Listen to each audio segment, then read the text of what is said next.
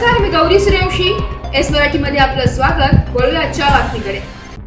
लासलगाव पोलिसांनी पाठलाग करीत कत्तलीसाठी जाणारे 5 गोवंश जनावरे व एक छोटा हत्ती या वाहनासह 2,24,000चा मुद्देमाल जप्त करण्यात आलाय.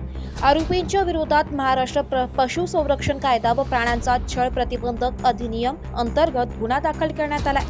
लासलगाव पोलीस ठाण्यात पोलीस शिपाई सुजय बारगळ यांनी दिलेल्या फिर्यादीत म्हटले आहे की सोमवार दिनांक 30 डिसेंबर रोजी सकाळी 7:30 वाजेच्या दरम्यान विंचूर ते वेळापूरकडे जाणाऱ्या रस्त्यावर आरोपी दत्तात्रय बुधाजी कोकाटे वर्ष 38 राहणार पालखेड मिरचीच्या तालुका निफाड यांनी त्यांच्या ताब्यातील टाटा SE कंपनीचा छोटा हत्ती गाडी क्रमांक MH14 CP 4632 हे वाहन संशयास्पद रीतीने वाहतूक करताना आढळून आला.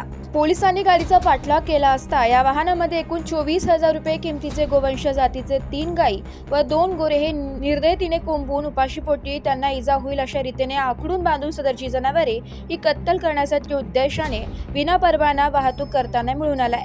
त्यामुळे आरोपी विरोधात लासलगाव पोलीस ठाण्यात गुन्हा रजिस्टर नंबर 337/2024 प्राण्यांना क्रूरतेने वागवण्याचा प्रतिबंधित करण्याबाबत अधिनियम 1960 चे नियम 11(1)(a)(b) सह महाराष्ट्र प्राणी रक्षक अधिनियम 1995 चे कलम 5(1)(ब) चे उल्लंघन 9 प्रमाणे गुन्हा दाखल करण्यात आलाय.